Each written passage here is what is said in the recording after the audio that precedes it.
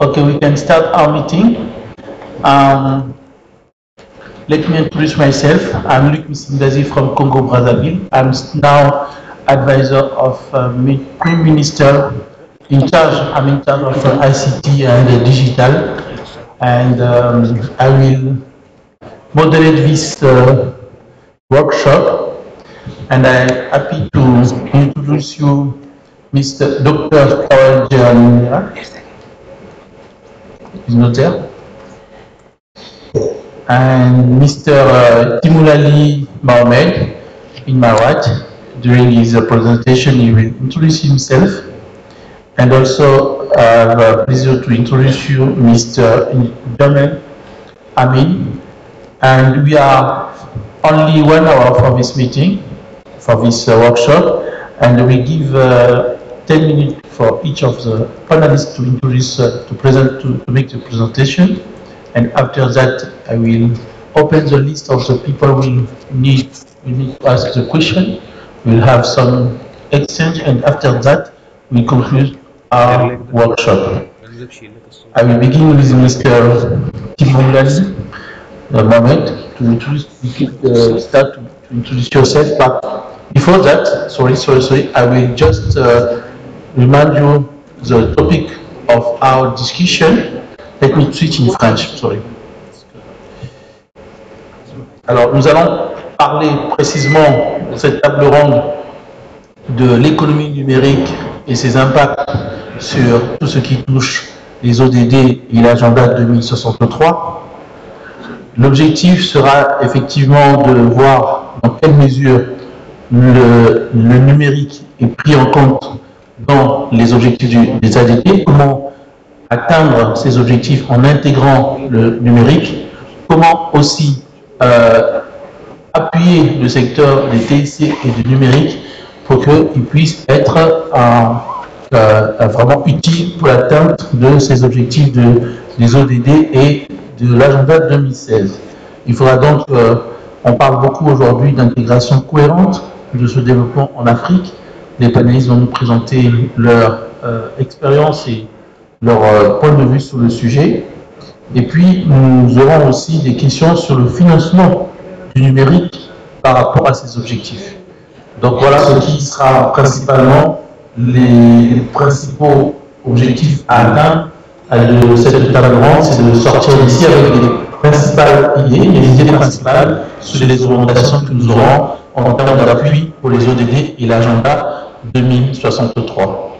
Voilà, donc sans plus tarder, comme je le disais, je vais donc laisser M. Timulali Mohamed commencer sa présentation. Merci, monsieur. Thank you, Mr. Chairman. My name is Mohamed Timulali. I'm from the private sector in Morocco.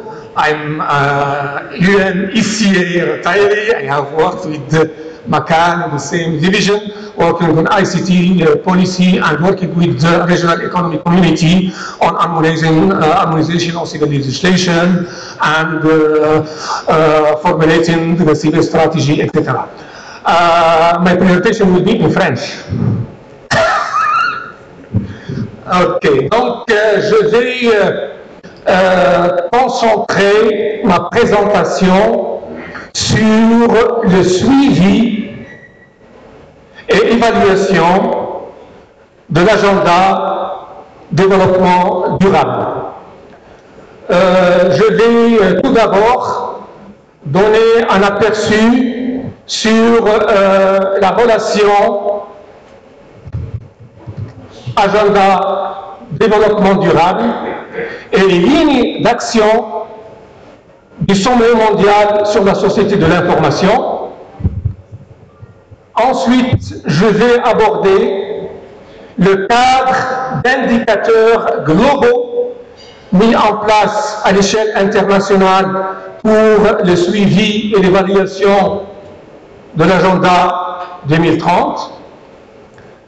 Ensuite, je parlerai très brièvement de ce que fait le partenariat international sur la mesure de la société de l'information en ce qui concerne les objectifs du développement durable. Je parlerai ensuite des contraintes liées aux systèmes statistiques nationaux pour ce suivi. Et je donnerai quelques exemples au niveau de l'Afrique du Nord et du Maroc en particulier. Et je terminerai par quelques recommandations liées à ce qui nous intéresse, la gouvernance de l'Internet en Afrique. Donc, pour ce qui est de la relation Agenda 2030 et les objectifs, les 17 objectifs, au niveau du sommet mondial sur la société de l'information, il y a des documents qui ont été publiés et il y a des matrices qui sont disponibles.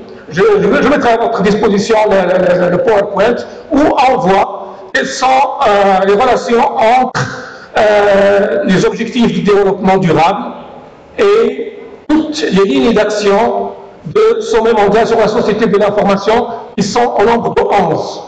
Donc, avec tout ce qui est application, tout ce qui est, comment dire, intervention des partenaires, partenariats, etc. Donc, toutes les lignes d'action sont bien identifiées avec leurs relations avec les objectifs de développement durable. Mais disons, le problème qui se pose au niveau de ces agendas 2030 et même l'agenda 2063 de l'Union africaine, c'est comment suivre et évaluer la réalisation sur le terrain de ces objectifs du développement durable. Donc là aussi, il y a un grand travail qui a été fait à l'échelle internationale, tout un document sur la liste des indicateurs qui doivent être utilisés pour le suivi de ces réalisations. Et comme je le disais même, il y a un grand travail aussi qui est en cours au niveau du partenariat international sur la mesure de la société de l'information qui comprend donc les grands opérateurs dans ce domaine, l'UIT, l'UNCTAD, la Banque mondiale, l'UNESCO, les commissions régionales des Nations Unies, pour avoir des indications, des indicateurs concernant le suivi effectif de l'utilisation des technologies de l'information au niveau de l'agenda 2030. Là aussi, il y a un document qui est disponible, mais il faut dire que c'est un travail qui est en cours. Et pour beaucoup de secteurs, malheureusement, la formulation de ces indicateurs a pris beaucoup de temps et nous n'avons pas pour certains. Par exemple, je prends le domaine du foncier, nous avons un seul indicateur qui a été agréé à l'échelle internationale pour le suivi de la gouvernance du foncier, donc combien de la population qui détient un titre foncier et qui est sécurisé du point de vue propriété foncière. Donc vous voyez un peu la difficulté. Mais il ne suffit pas d'avoir une liste d'indicateurs à l'échelle internationale pour que ça marche. Il faut qu'au niveau national, le système statistique national suive. Et c'est là où on a de graves difficultés. Je prends le cas du Maroc, où c'est le Haut Commissariat au Plan qui est obligé, disons, auquel on a assigné cette fonction de suivi de l'agenda 2030. Mais, comme vous le savez, ces agendas intéressent tous les ministères, la santé, l'éducation, l'agriculture, le tourisme, etc. Donc le problème qui se pose, c'est comment collecter et comment renseigner ces indicateurs qui ont été agréés à l'échelle internationale. Et c'est là toute la difficulté qu'on a. Ensuite, il faut dire qu'il ne suffit pas qu'un gouvernement fasse son travail comme ça de collecte de l'information à l'échelle nationale indépendamment des autres parties intéressantes.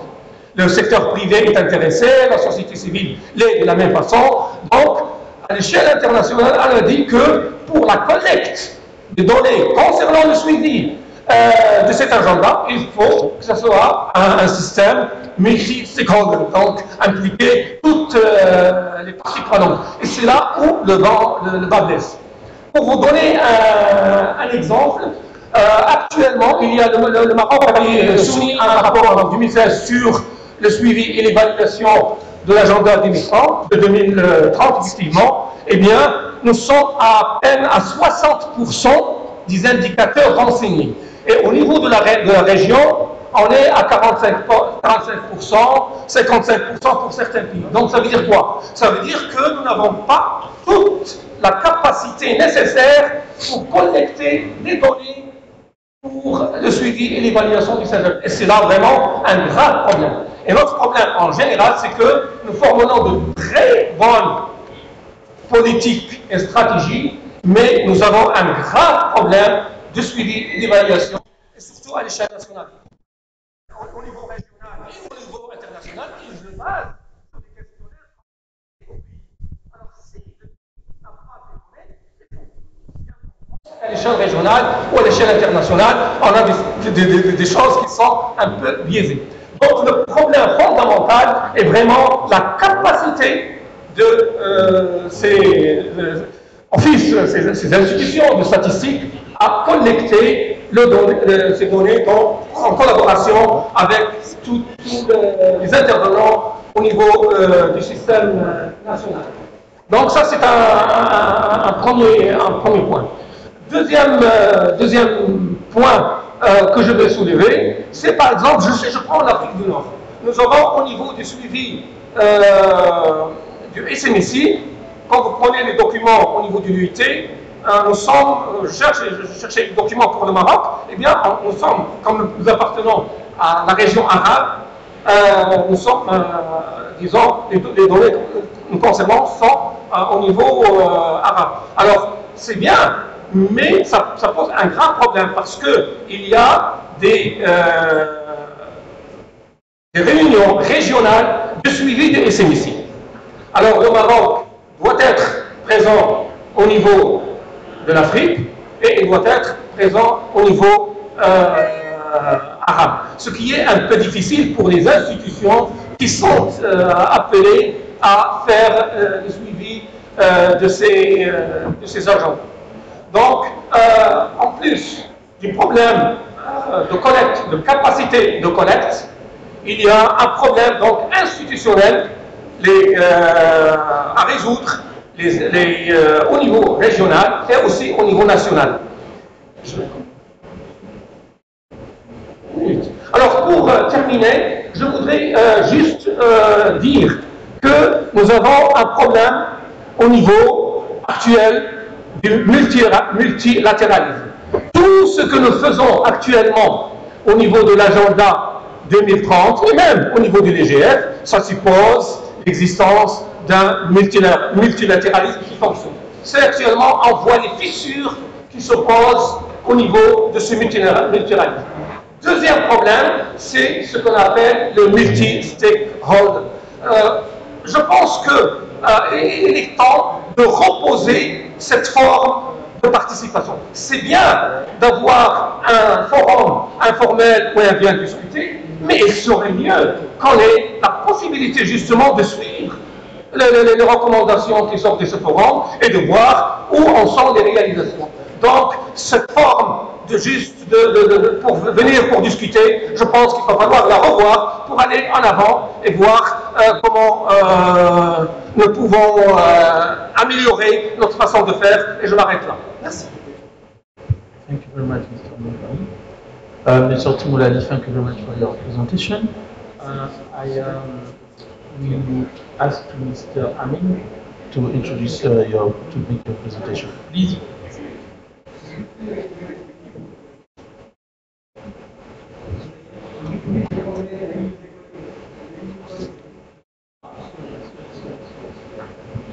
Excuse me.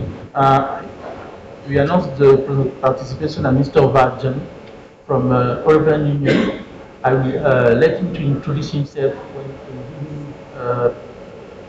when he will talk, make the presentation.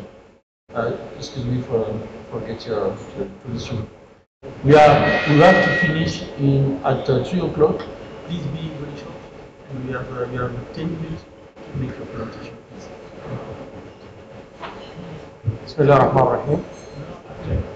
Please, on va prendre toutes ces petites. Ok.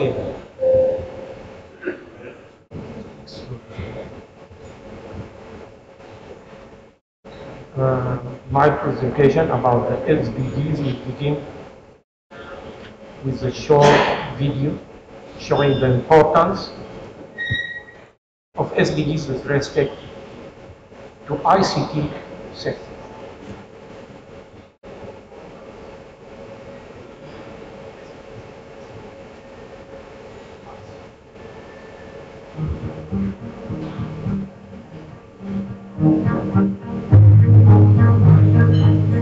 Sustainable development is a new and better kind of global problem solving. It says we need to have a holistic approach to society that combines economic, social, and environmental objectives.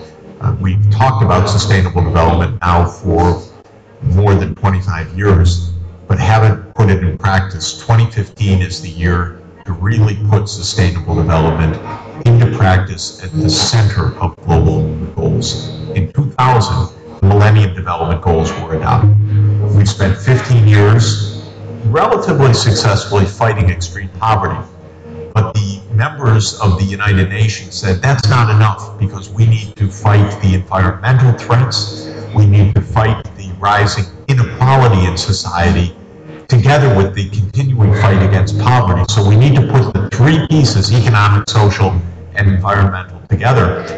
And back in 2012, they said when the Millennium Development Goals end, we need to start a new phase of Sustainable Development Goals, or SDGs. These Sustainable Development Goals will be the new globally agreed objectives for the years 2015 to 2030 to address economic, social, and environmental challenges. As they're proposed right now, there are 17 Sustainable Development Goals that address issues like ending poverty, assuring universal access to health and education, fighting climate change, making our cities sustainable, and protecting the terrestrial and marine ecosystems. It's a big, comprehensive agenda, but it is to be the world's agreed agenda up to the year 2030. Information communication technology makes it possible to dream about the success of the Sustainable Development Goals. Here we are saying, in SDG 3, as it's proposed, universal health coverage. In SDG 4, universal completion of at least a secondary education for every child in the world, reducing carbon emissions in SDG 13 and so forth. Well, these are major objectives. There would be no way to achieve them without this revolution of information and communications technology, because ICTs give us a path for acceleration in every area, in health and education, in environmental sustainability, in sustainable cities. And this makes it possible to think big and scale up rapidly. ICT is scaling dramatically in certain areas. For example, the payment systems. Even in the poorest places of the world, people are using e-wallets, electronic payment systems. This is a huge breakthrough. People are able to bank even though they've never stepped foot in a bank. Now, we see the same potential in health sector, in education. We see community health workers with their smartphones being empowered and enabled to provide life-saving health coverage in the villages. It's happening at a small scale, at a pilot or demonstration level, but we see it potentially scaling worldwide. That's what the SDGs can help to promote.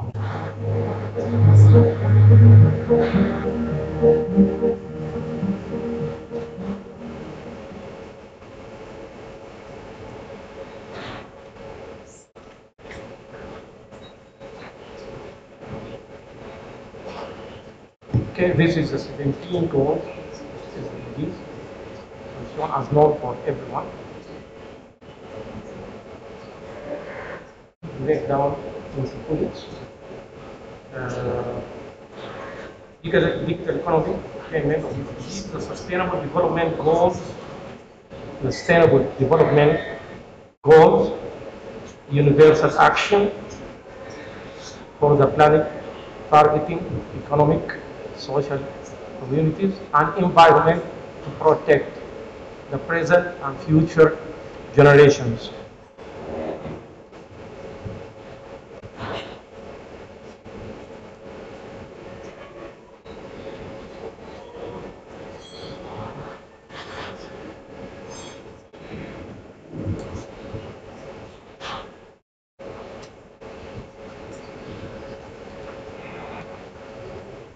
Okay, the 17 goals has been set up by United Nations in General Assembly 2015 under the Resolution 70/1, ICT and SDGs. All sustainable development goals has influential footprint of ICT in our life, in the society, in the economic cluster or section, and in the environment. Goal number 9, targeting infrastructure, which indicates a strong footprint technology, including ICT, in the post-development agenda, that targeting implementation of the SDGs as a whole.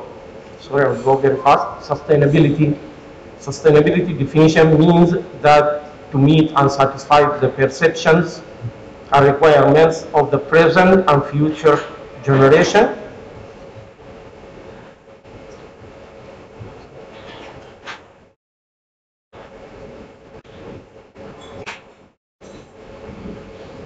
Innovation is the process of translating the ideas and imagination in real and truth situation.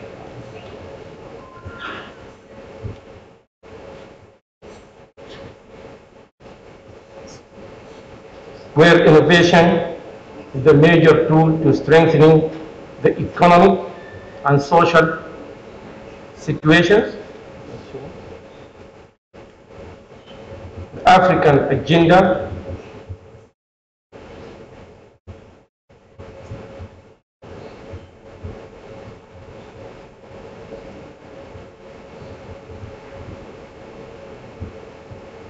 is targeting firstly the quality of education, which targeted the strategic goals, content of syllabuses, teaching mechanisms, and tools and systems of education.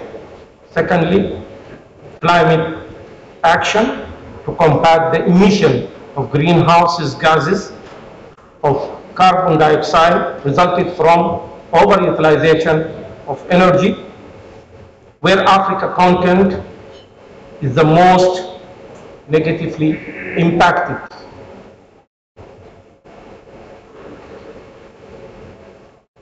Peace, justice, and strong institutions that can be strengthening or deployed by bridging the digital gap and deploying e-government, the clean water and sanitation throughout Internet of Things, which is one of the future trends that helps a lot in sensing and controlling water as well as sanitation.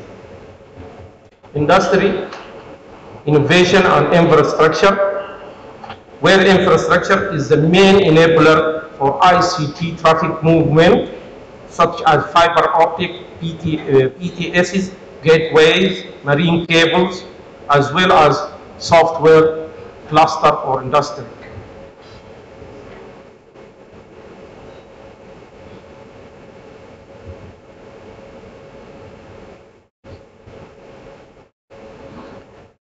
Review and criticism. This is the main part of this presentation.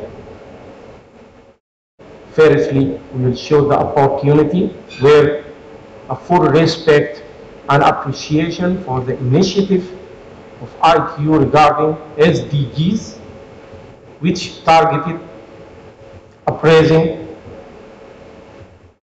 and good living of communities and humanity as well as environment.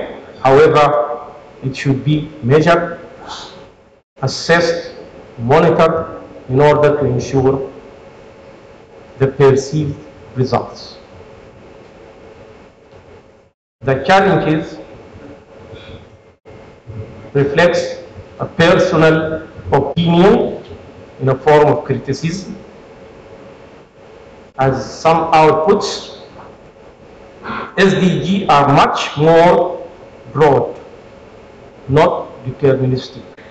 in addition, are not quantitatively factorized. Hence, they are suffering from shortages of measuring, monitoring, and assessment of their KPIs, key performance indicators. SDGs key objectives apparently in reaching all development key performance indicators. However, in truth, they are so limited in achievable mechanisms, executive strategies, and action plan. I repeat, this is a personal opinion. Point number 3, the goals seems attractive to satisfy ambitions, but facing limitations when downloaded to reality in form of programs, practical projects.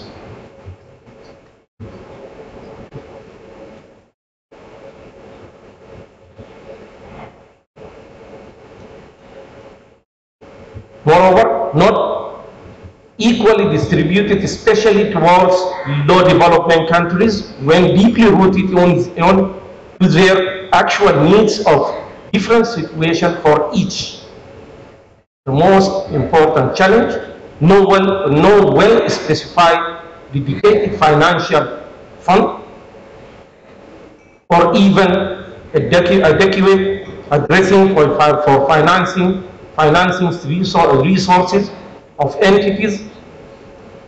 And the conclusion, also personal conclusion, SDGs are doubtfully can be able to satisfy perceived level of perception and achievement. Thank you.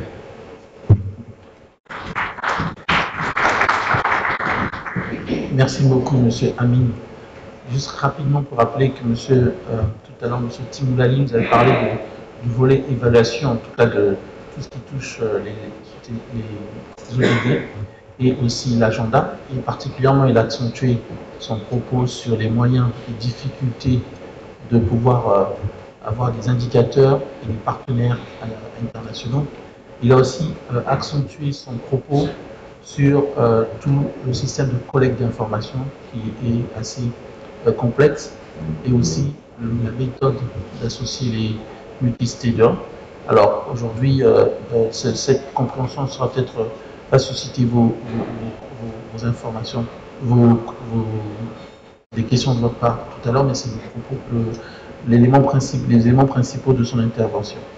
Et puis il y a donc Monsieur Jamal Amin qui vient donc de nous présenter, après un film résumant les différentes phases du développement durable, les points importants et surtout comment les TIC, donc les technologies de l'information et de la communication, vont être pour nous un outil important pour la réalisation des objectifs.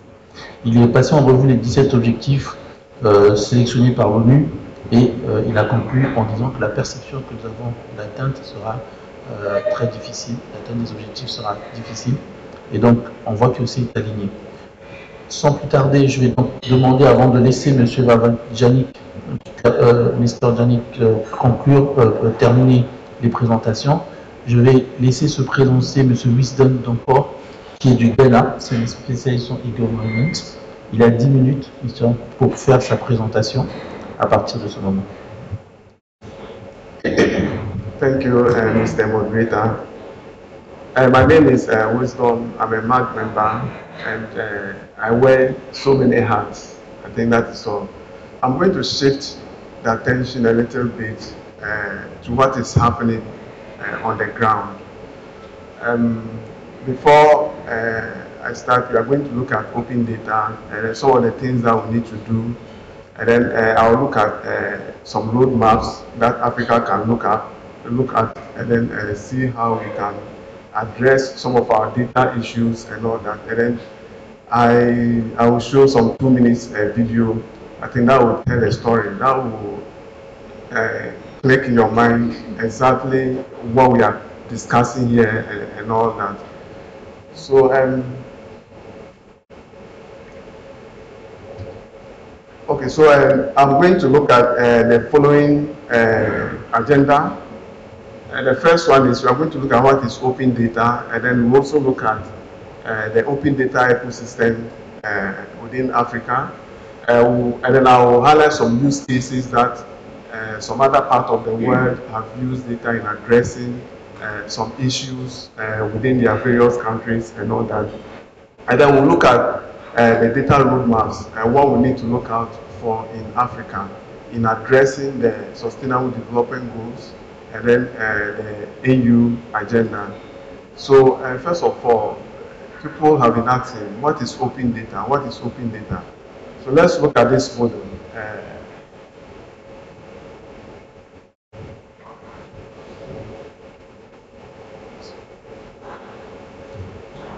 So let's look at this model. It's called the DKIW model. And this is how it defines what data is. It says that data is the root of all science and engineering development. Data alone is interesting, but when it is analyzed, it becomes a powerful tool. Now, the SDGs that we are talking about is all about data. If you have the data sitting there and then you don't analyze it, you don't get any results. If you want to, for example, you want to manufacture a car, you need data before you can manufacture the car. And then this applies to almost everything that happens in the world. If you go to our hospitals and all that, you need data to be able to solve the problems within the hospital. So it goes further to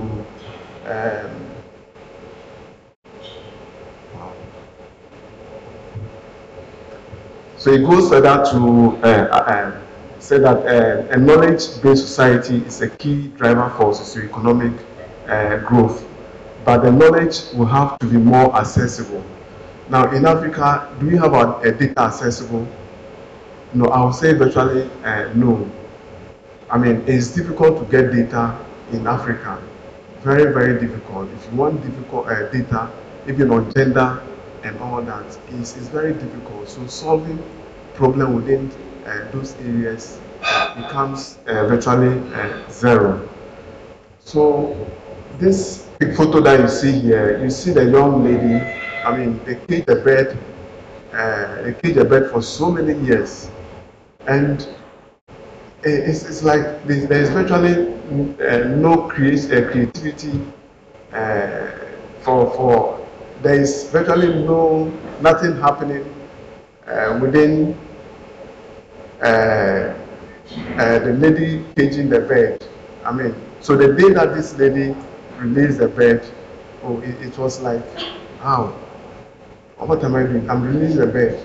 And then the bird goes into the cloud, and then it's like, it's like freedom. He's gotten that freedom to do what it wants to do.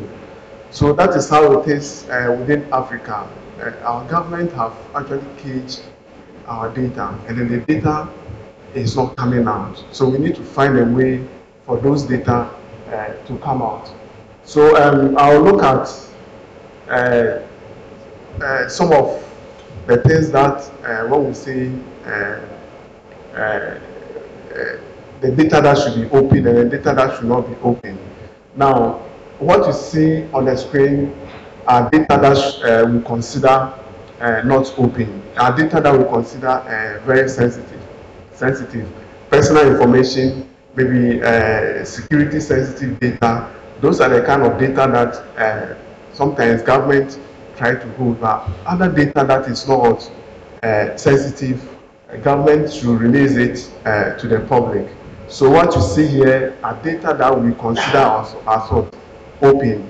The first one is what? Administrative data.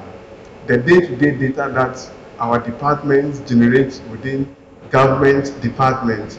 Those are the data that we are saying government should release to its citizens because you've paid for it.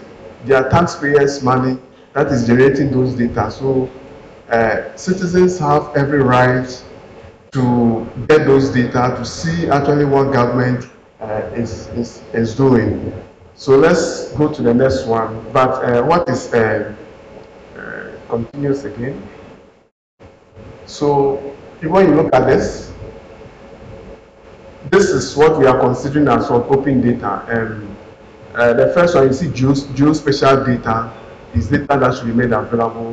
We have culture, though there are some sensitive culture data.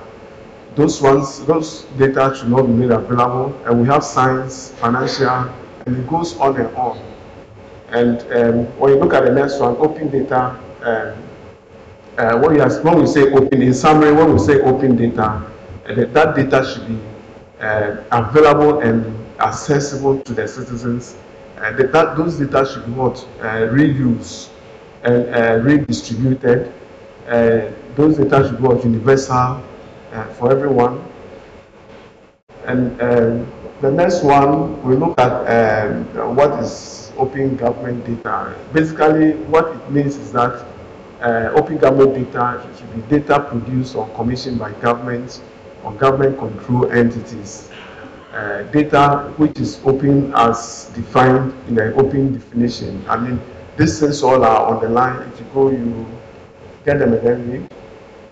Let's look at the next one. We have some principle around data. When you are releasing data, data should follow some principles. And then these are the principles that you see. If the data doesn't meet this principle, then there's something wrong with those data. The first one is what the data must be complete. Government cannot release half data that is not complete. You can't do anything with it. The data must be primary. It must be timely. The time that how frequent government releases data, I mean, should be specified. If it is annually, if it is monthly, I mean, government should make sure those data is released to the public, accessible. It should be machine readable. I mean, these days when you go to most of our departments, most of the files that we have are all in hard copies. So it's difficult for machine to read. It's difficult for even developer to get those data and then work with this. So we are saying that those data have to be on machine readable. Example, data in Excel, and it should be non-proprietary. We have open license and all that, and we also have open reuse license. And when you look at this, we say data is the new oil. Mackenzie Institute came out with the research, and then they found out that, I mean, data is the new oil. It's annually, it's like when you are using data well, annually, the whole world, this thing amount to, I mean, $3 trillion. So when the country is able to harness the way they produce data, I mean, you should be solving your economic issues and all that. We also have linked data. Linked data basically is linking data together. When you are searching for data, maybe on government platforms and all that, then those data should be able to link up. If agri department is producing certain data, or fisheries department is producing certain data, and you are searching for one particular, you should be able to link up to all the data. So when you get one data, then all those data counts for you to really understand what government is doing. So I think my time is almost getting up, but then let me conclude. We also have the open data ecosystem. This is how the ecosystem is. I mean, everybody is included in the open data ecosystem. And when you go, again, we say promoting open data, everyone is involved in that. When you open up data, it informs citizens. We have the demand side and then the supply side of open data. Government mostly is the supply side, and then the public or citizens are the demand side of open data. In some of data, I think the remote. Okay, so open data and development. These are what open data does. When you open up your data, this is what these are some of the results that we get. And then we have some use cases that some people have used open data in solving real issues within a country. So that is where we have to be, I mean, focusing our energies to. When you open up data, you begin to solve your problem. This app, for example, was developed in the UK by some developers. It's the government releases annual budget. The citizen doesn't even understand what it means, so they break it down into this. So you could see sectors and all that. I think my time is up. Let me just read through.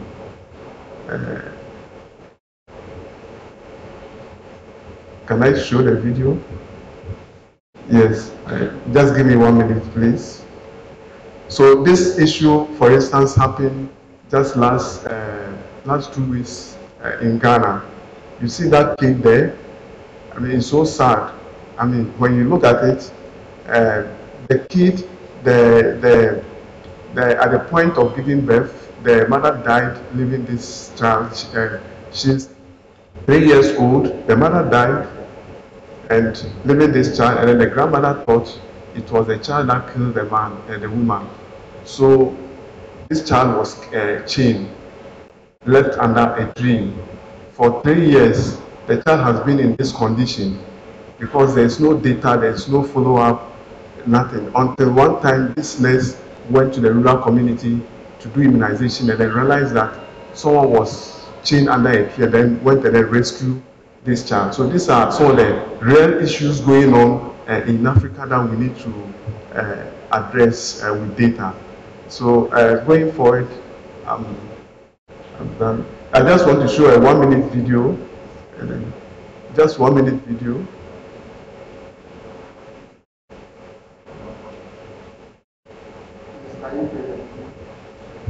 I think this video is very important. I mean, it will clarify most of the discussions that have gone on here, and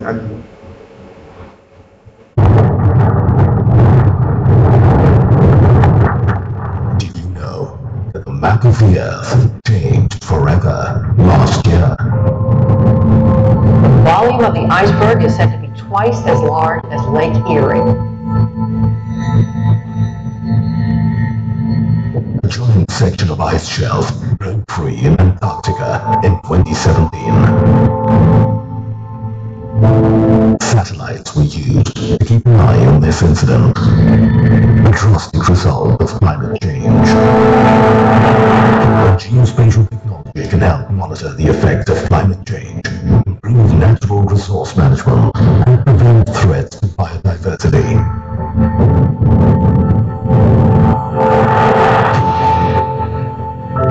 They have the unique ability to meet the needs of humanitarian actors.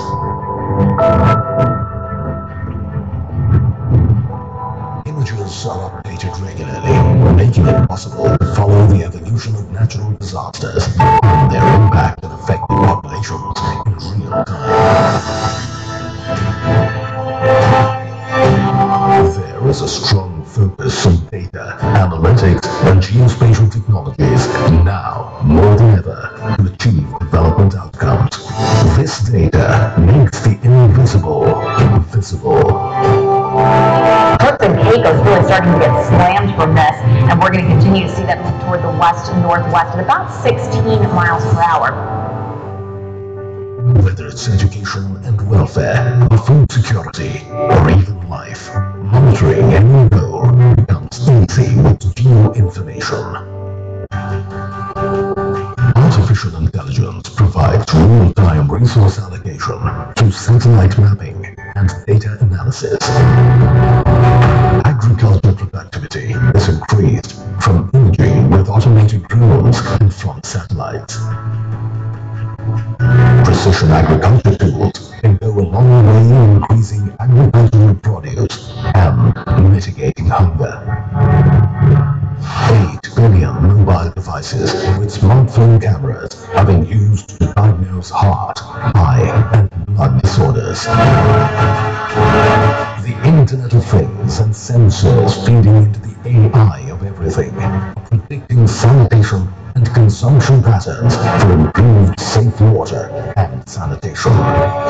New hybrid manufacturing, incorporating AI, IoT sensors, and 4D printing are reshaping industries and yielding exponential innovation unprecedented in world history. Geospatial data, if analyzed and modeled properly, can be visualized as a dynamic informative map. Technology touches every aspect of our life and the world's need for sustainable development. Join us as we explore how.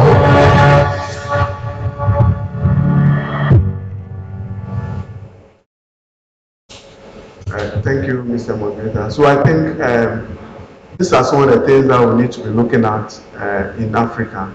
We have real issues, and then before we can address those issues, we need data. So I think the EU should look at this critically going forward. Thank you very much.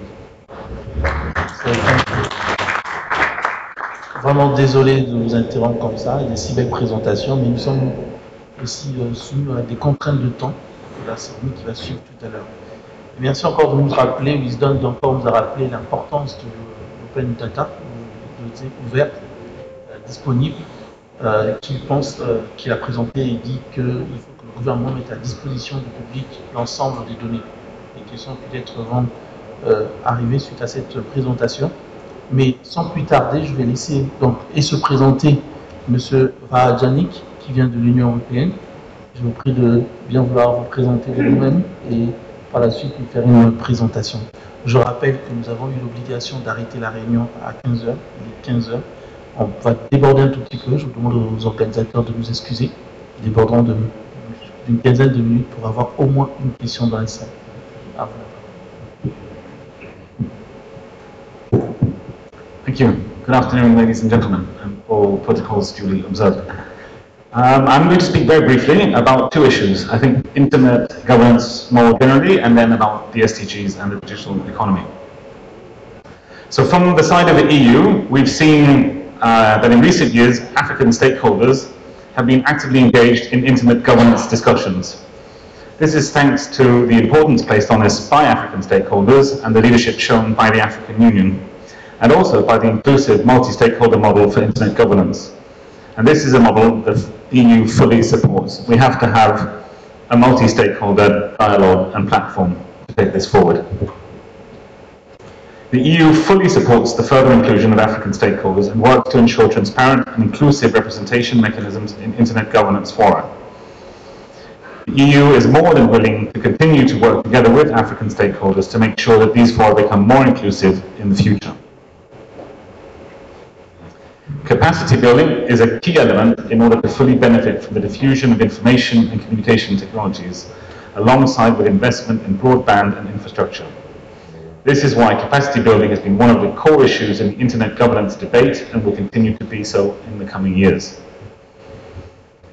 In order to ensure continued African and European engagement, it will be necessary for the internet governance debate to remain multi-stakeholder in nature and ensure transparent mechanisms of representation. The EU will continue to actively participate and support global initiatives such as the Internet Governance Forum that are truly multi-stakeholder.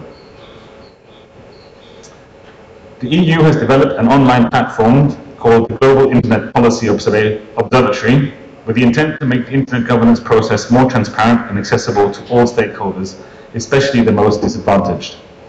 The platform already offers some of its features in English and Spanish. We'll probably need to extend that to French and Arabic to start with. And it's certainly clear from the use of that platform that further cooperation with African stakeholders is possible and necessary, and not least including civil society.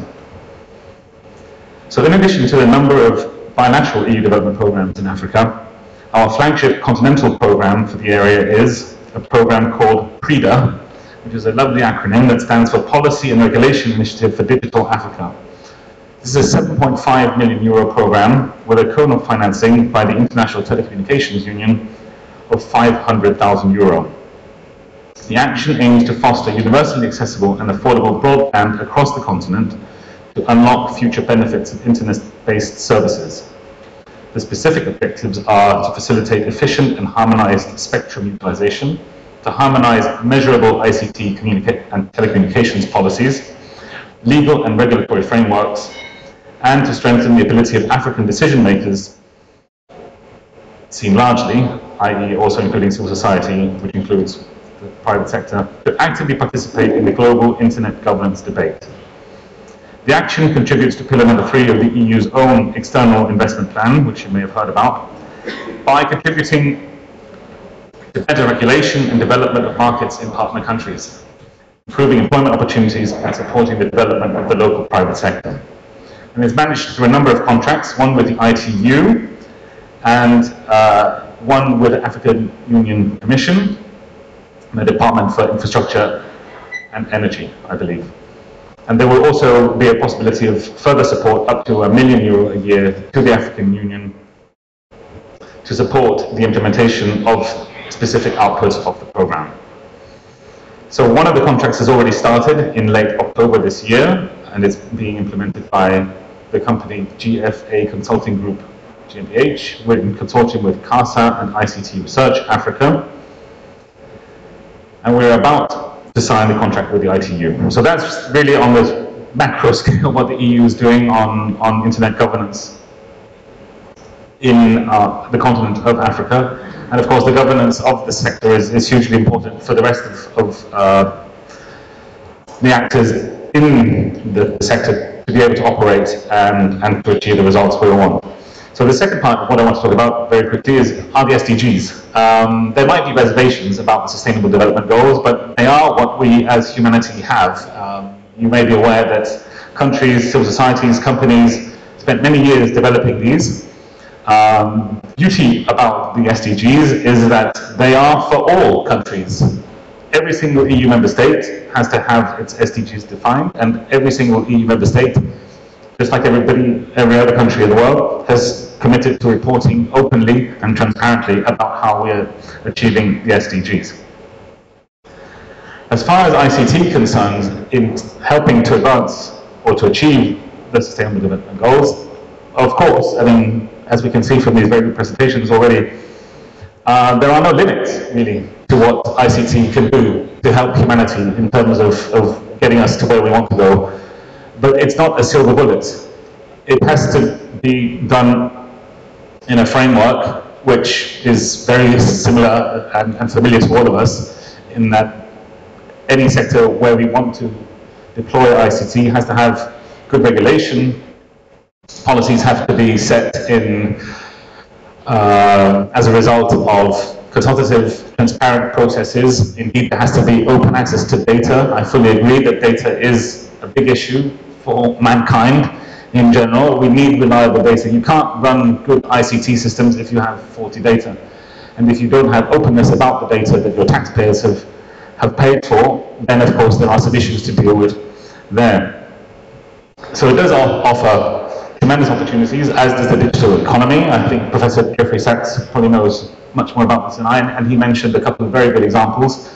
And indeed, the opportunities are rife on the African continent. But we need to collectively set the framework, make sure that policies are done in consultation, that there's transparency and accountability, and then ICT can help us deliver on these very key goals that we've set ourselves. So that's really all I want to say. Thank you very much.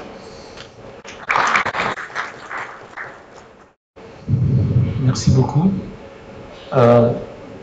En tout cas, le temps était largement respecté. On a rattrapé les 5 minutes de tout à l'heure.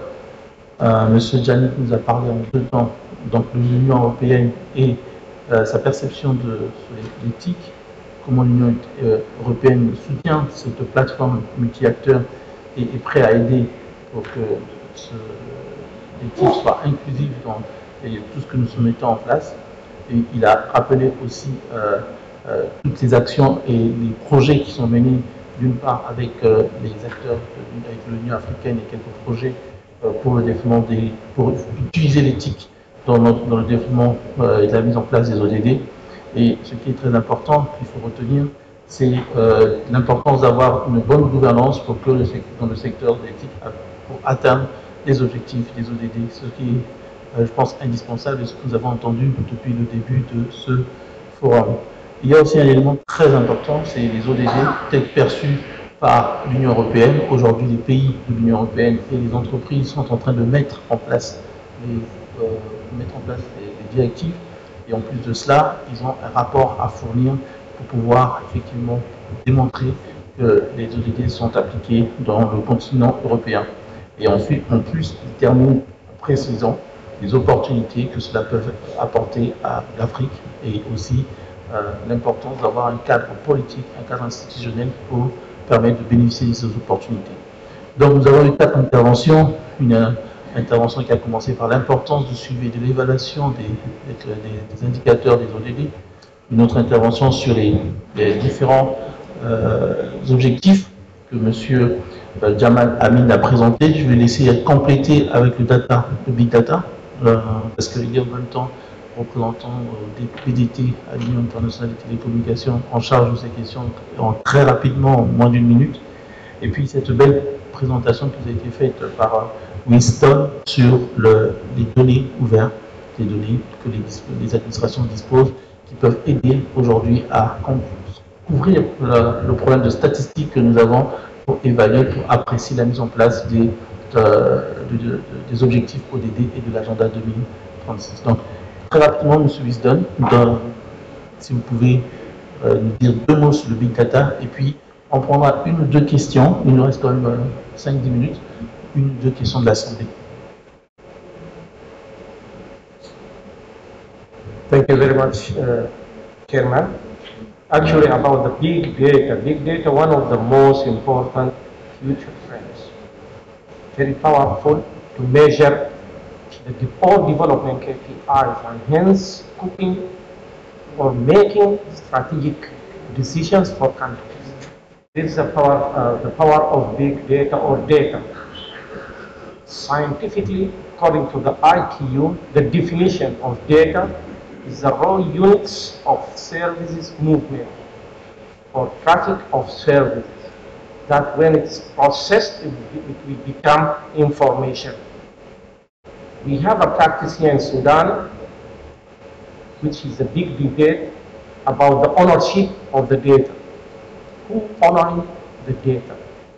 Where the data is generated by the customers and moved or flow through the network of the licensing operators. And the big data, as we said, is very useful and very important. Who own the data? Operators, customers, or government? After a long discussion and arguments, Sudan decided that the governance of data transferred to the government itself, that represented by the regulator of ICT, in order to be handled and used for development, KPIs, measurements, and hence strategic decisions. Thank you. Un cas pratique de la gestion des données. Alors, avant de prendre rapidement quelques questions de la salle, on répondra une fois pour toutes pour les panélistes. Mais en fait, quand on entend tout ça, les problèmes de statistiques, de suivi, on entend la mise à disposition des données, on entend les objectifs à mettre en place. Une question pour les panélistes qui va avoir des réponses tout à l'heure. Est-ce que l'Afrique a les moyens? Parce que l'une des questions que nous voulions aborder dans la table ronde, c'était est-ce que nous avons les moyens financiers, économiques et structurels pour pouvoir aborder ces questions? Alors, c'est un peu pour vous ramener à poser le problème économique de la situation et on aimerait avoir un mot là-dessus. L'autre élément qui est aussi très important, apparemment, est-ce que, surtout sur le volet économique de la chose, on voit bien que l'Union européenne nous apporte une aide, et en fait, est-ce qu'on sait mesurer l'importance, l'effet de cette aide sur l'économie, sur la croissance? On parle de pauvreté, on parle aujourd'hui de développement dans les secteurs qui produisent beaucoup d'argent. On a entendu tout à l'heure que la donnée, c'est aujourd'hui, représente le pétrole d'aujourd'hui pour le futur. Comment cela va avoir un impact économique dans notre environnement? Voilà des questions, parce que le thème qui est mis à notre disposition, c'est voir comment en fait on utilise ces moyens économiques pour l'éthique pour développer l'économie. Alors, on va ouvrir une liste et en 30 secondes, on ne prendra qu'une seule liste. Et en 30 secondes, vous devez poser les questions. Et celui qui dépasse 30 secondes, s'il vous plaît, on va couper. Donc je vais commencer, on va avoir le maximum de gens, mais 30 secondes chacun. Le premier nom, alors excusez-moi, vous allez rapidement donner les noms et puis on vous passera la parole après. Monsieur Dadelus. C'est qui est le deuxième à ma droite. Madame. No, just the name.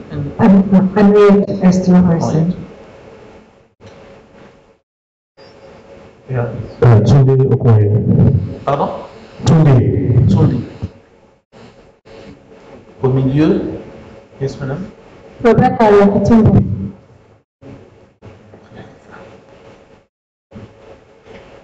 C'est bon ici. Vas-y, non. À gauche. Ouais, super. On a 4 questions. 4 questions, 4 minutes pour les questions. J'ajoute 30 secondes, vous n'êtes pas nombreux. 1 minute chacun et chaque panéliste répondra sur 5 minutes et on devra respecter le temps. Je vous en prie. Merci, Président. De 2005 à 2015, on s'est accommodé entre les objectifs du millénaire pour le développement et les résultats du sommet mondial, les 11 lignes d'action. En 2015, on a, avec les SDGs, on a 17 objectifs, alors que les ONG, c'était uniquement 7 objectifs. 17 objectifs avec du détail sur chacun des objectifs. Alors, moi, ma question, je me dis, on a, avec le parallélisme OMD WISIS, on a mis en place un système un index de développement d'éthique. Aujourd'hui, entre les OMD, les SDGs et les objectifs de développement durable, il n'y a pas une différence de nombre. On n'est pas passé de 7 à 17 objectifs, on est qualitativement, on a changé de cap. Je pourrais prendre un peu de temps pour expliquer quelles sont les grandes différences entre les ODD et les OMD, mais je peux vous dire une chose, c'est que jusqu'à présent, les indicateurs qui sont utilisés pour mesurer le taux de réalisation des objectifs de développement durable sont les mêmes que ceux qui ont été utilisés pour les objectifs du millénaire de développement, ce qui est totalement erroné. En 2005, on mesurait sur la base de l'accès, l'usage et l'impact. Aujourd'hui, les choses sont orientées davantage sur les retombées au niveau de l'individu. Ça fait une différence énorme et malheureusement, on va continuer à utiliser les mêmes indicateurs qu'utilisent les types actuels. Deuxième remarque, mais très rapide. Non, mais là, c'était une minute. Non, une deuxième remarque hyper importante. Les 11 lignes d'action devraient être 12, parce que dans les 11 lignes d'action, rien n'est associé à Internet. Je vous remercie. Merci. Le suivant. La suivante. Thank you. Anyway, Esther Harrison Association for Press and Communications. And I have 2 questions. My first question is actually related to that, and I share some of Mr. Amin's skepticism and Mohammed, your concerns. But my question really is are we managing to merge the SDG and the WSIS goals effectively? And if not, why not? And why are we continually still, as states and as other stakeholders, having to work in separate tracks? I know there's supposedly a process that looks at the technology components of the SDG process, but for anyone on the ground, whether you're a government or a non-state actor, in practice, they're not merging, they're disconnected. So is that going to be like that forever? Do we just have to live with it? And then my question to the European Union is that, that's actually €7 million, 52 countries. It's not a lot of money. Will that money be increased? Is there an opportunity for it to be renewed? Is it seed funding? Could it be built on? Because I think, fantastic as it is, let's recognize and acknowledge that it's actually not a huge amount of money, considering the scale and the scope of Africa and the work that the African Union Commission has to do. And linked also to you, the importance of open data was mentioned in Wisdom's presentation. And are you building the concept of open telecom data into the PREDA project, then will the ITU, in the component it's taking care of with regard to spectrum, look at the concept of open telecom data? And I'm mentioning this specifically because community networks and local access providers, there are some of them in the room, have put out a demand for open telecom data, because if you are a local operator, if you don't know where the towers are, or how much spectrum is being used or not being used, what fiber is lit, what fiber is dark, it actually makes innovation and entrepreneurship at the local level very difficult. And the reality is, in Africa, we are not getting enough open data from our telecoms regulatory sector or from the operators. So is that being addressed in your initiative or not? Merci, très bien, une minute, pile poil. Mr. Wilson-Sondi. Thank you. My question goes to group level. I think Mr. Wisdom can also speak to it. So I think group level talks to the how crucial data is and the big data in general to Africa. So my question is, in the context of few countries in Africa ratifying the AU's Convention on Data Protection and Social Security, and in the same context where there is the data policy environment, Africa is not very strong, the data protection. So how does that fit into our plan to build an economy based on data and the digital economy, seeing that the EU, for instance, is not strong on the GDPR and how it affects growth in that sector. So how should Africa respond, or how should we hope to build this economy when the regulatory environment isn't so strong as regards data protection and those flows of data? Okay, thank you.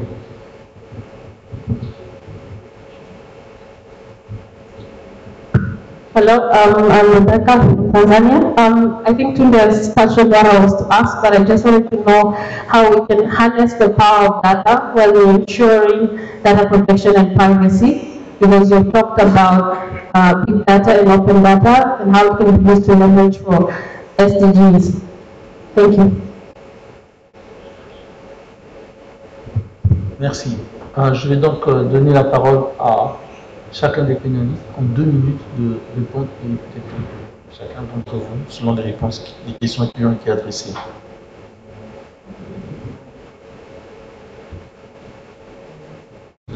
Je vais revenir sur 2 points.